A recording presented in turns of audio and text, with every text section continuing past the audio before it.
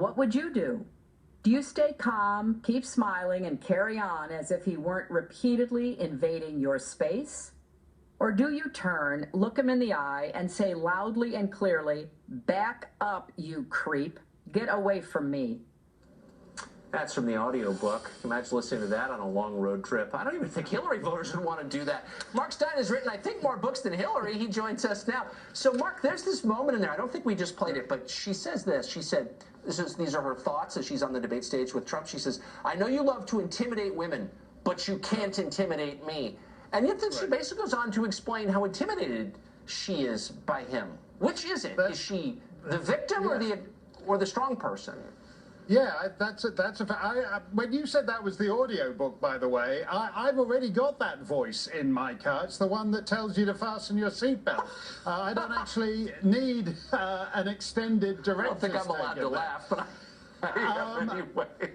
But initially when I heard it, when she's talking about this guy looming behind her, making her feel uncomfortable, invading her space with a reputation for groping women, and she wants to say, "Back off, you creep," I thought she was recalling her first date with Bill. But apparently not. This is how she feels about Trump. And there is something actually quite amazing, even when we go back to what you've been talking about tonight with the ESPN and all that, that Hillary Clinton is so unself-aware that she writes the central passage of her book is about what it's like to be made to feel uncomfortable by a man with a reputation for groping women. Well, now you know how Paula and Monica and Kathleen and Juanita and all the rest of them feel. It's incredible. This could have been an interesting book, but if it's as phony as this is just going to be, I believe, her third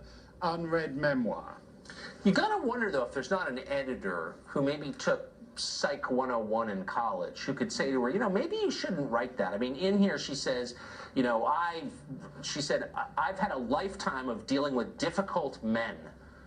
Maybe an editor would say, yeah, let's go ahead and take that out. You know what I mean? Because we don't want to add to the psychodrama. I guess no one in her universe can tell her that.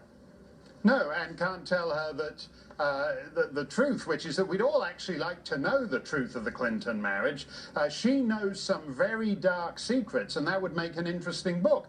But what's interesting here, too, is that if you just think, and we talked about this a few months ago, if you just think of the excuses she has come up with as to why she lost the election, we did a whole segment on her blaming it on Macedonian content farmers, if you recall. And you actually sent a reporter to the Macedonian embassy in Washington. Of course, somebody to defend the honor of Macedonia. Yeah. Exactly, and so this would be the all-time greatest thriller if Hillary traces the secret of her defeat. She actually visits a Macedonian content farm, and there's some gnarled old Macedonian content farmers sitting on the weathered porch of the Macedonian content farm, playing the Godolka as they sing the ancient peasant songs of their people, Macedonian content farmers back through the generations. That would have been an interest. That would have been an interesting book to read, to actually unravel the mystery as to why the most inevitable president in the history of inevitability is now washed up and wandering in the woods talking to herself and saying to Bill, well, that Donald Trump, he really made me feel uncomfortable. And he has this reputation for groping women, Bill. Oh, where are you going? You're just popping in to see that attractive young widow who's moved in next door.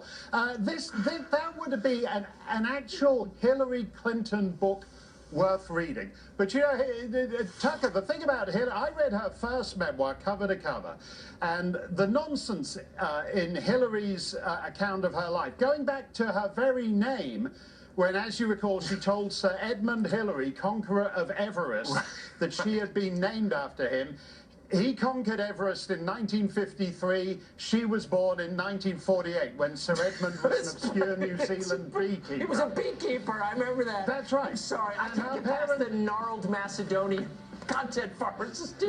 Mark, we're out of time. I'm sorry. It was great to see you. Great to see you, Tucker.